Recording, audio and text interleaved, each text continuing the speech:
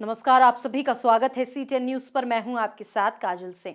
प्रधानमंत्री नरेंद्र मोदी ने प्रकाश पर्व के मौके पर राष्ट्र के नाम संबोधन में तीनों कृषि कानूनों को वापस लेने का ऐलान करके हर किसी को चौंका दिया है, क्योंकि किसान काफी लंबे समय से इन कानूनों को वापस लेने की मांग कर रहे थे। तो वहीं 357 दिन बाद अब इन कानूनों को वापस लिया गया है, जिसको लेकर सपा प्रमुख अखिलेश यादव ने सरकार पर निशाना साधा है। प्रधानमंत्री नरेंद्र मोदी द्वारा ऐलान किया गया कि सरकार पिछले साल पारित 3 कृषि कानूनों को वापस ले रही है। इसको लेकर राजनीतिक पार्टियां अपनी टिप्पणी दे रही है। ऐसे में समाजवादी पार्टी के मुखिया और यूपी के पूर्व मुख्यमंत्री अखिलेश यादव ने किसान बिल वापसी पर अपनी प्रतिक्रिया दी है। अखिलेश ने कहा कि उन्हें केंद्र सरकार की नीयत पर भरोसा नहीं है। साथ ही ये भी कहा कि जनता को सतर्क रहना होगा। बिना इनको हटाए किसानों के हित में फैसले नहीं होंगे। इनका दिल साफ नहीं है। चुनाव के बाद ये फिर बिल लाएंगे। उन्होंने बीजेपी पर वोट के लिए सब कुछ करने का आरोप लगाया और कहा कि सरकार की नजर किसानों के हित पर नहीं, वोट पर है। अखिलेश ने सरकार पर हमला बोला और सवालिया लहजे में कहा कि इस आंदोलन के दौरान जिन किसानों की जान गई है, क्या बीजेपी उनकी जान वापस ला सकती है? क्या किसानों पर अत्याचार के लिए ये सरकार माफी मांगेगी? ये जनता को धोखा है। तीनों कानून जो वापस हो रहे हैं केवल वोट पर नजर है, किसानों की मदद के लिए नहीं कानून है। और अगर किसान के लिए मदद के लिए कानून बनाना है तो एमएसपी का कानून क्यों नहीं सरकार बनाती है? और इतने किसानों की जान चली गई, उसके जिम्मेदार कौन है? क्या किसानों की जान वापस हो जाएगी? जिस तरीके से टायरों से किसानों को कुचल दिया, और वही मंत्री मंत्रिमंडल में हैं जिन पे आरोप हैं। सुप्रीम कोर्ट आपत्ति जता रहा, सुप्रीम कोर्ट ने नोटिस लिया, सब जांच बदल गई, उसके बाद भी सरकार किसी की परवाह नहीं कर रही। अखिलेश ने कहा कि इन काले कानूनों को इसलिए वापस करना पड़ा क्योंकि सरकार डर गई है।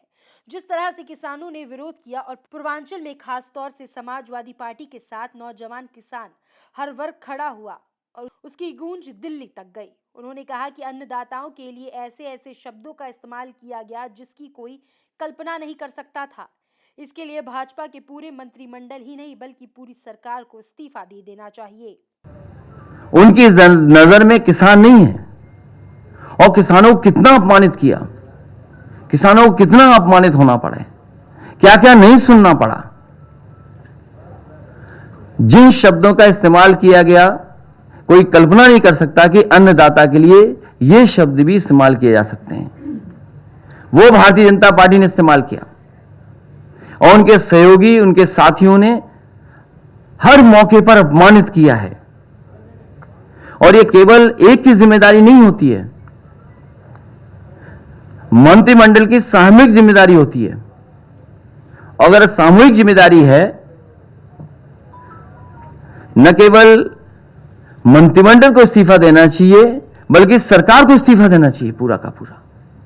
अखिलेश यादव ने एमएसपी का मसला भी उठाया और सवाल किया कि इसे लेकर कब कानून बनेगा। उन्होंने नए कृषि कानूनों को पूंजीपतियों के पक्ष में बनाया गया कानून बताया और कहा कि सरकार मंडियों के लिए 1 लाख करोड़ रुपए खर्च करने का दावा किया है। प्रधानमंत्री ये बताया कि उन्होंने किसी एक मंडी का भी लोकार्पण किया हो। मैं समझता हूं भारतीय जनता पार्टी खुद नहीं समझना चाहती है। ये कानून उद्योगपतियों के लिए बने हैं। उद्योगपतियों के लिए न बने होते तो मंडी के लिए बजट नहीं खत्म होता। एक भी मंडी को चालू करने के लिए बजट नहीं दिया गया, और जो पहले से मंडियां चल रही थी उन मंडियों के भी ठीक करने का कोई भी बजट का इंतजाम नहीं हुआ।